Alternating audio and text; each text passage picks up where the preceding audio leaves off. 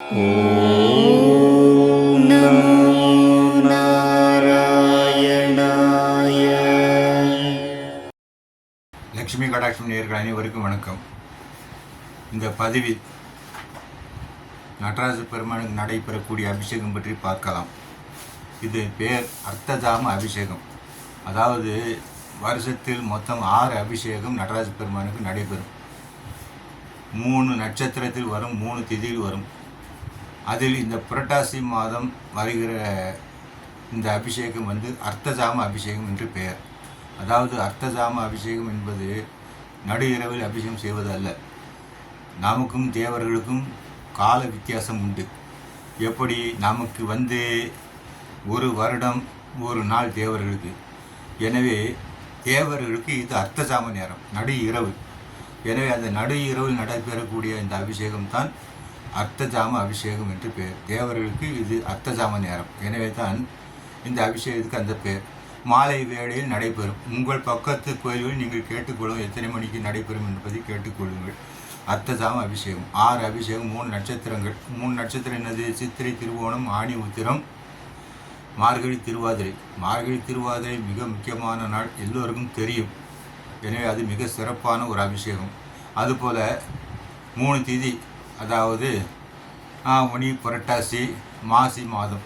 இந்த 3 மாதத்தில் சுக்லபட்ச சதுர்த்தசி ஆக 3 நட்சத்திரம், 3 திதி மிக சிறப்பாக நடராஜ பெருமானுக்கு அபிஷேகம் நடைபெறும்.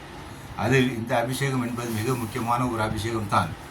இந்த அபிஷேகம் என்னென்றால் நமக்கு ஏராளமான நன்மைகள் கிடைக்கும். இதை தரிசித்து நாம் அந்த நடராஜ பெருமானை வணங்கினால் நமக்கு மிக மிக நன்மைகள் கிடைக்கும்.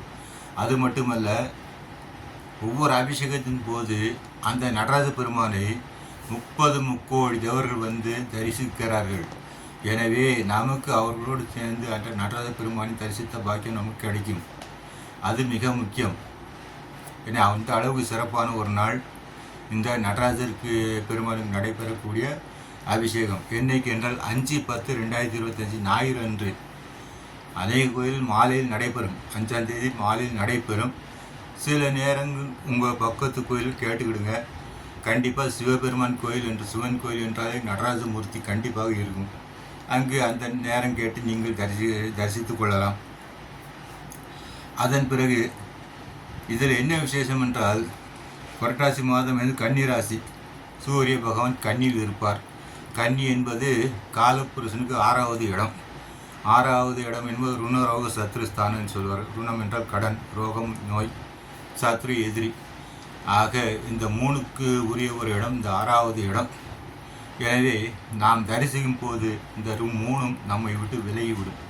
ருணம், ரோகம், சத்ரு இந்த 3ம் நம்மை விட்டு விலகிவிடும். நமக்கு ஒரு நல்ல நிவாரணம் கிடைக்கும், நல்ல நன்மைகள் எல்லாம் ஏற்படும்.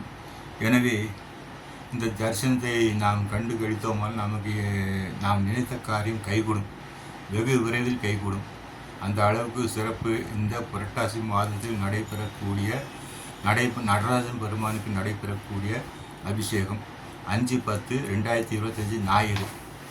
இந்த வீடியோ லைக் பண்ணி ஷேர் பண்ணுங்கள். மறவாமல் சப்ஸ்கிரைப் பண்ணும்படி கேட்டுக்கொள்கிறேன். மங்கள அனுபவந்து.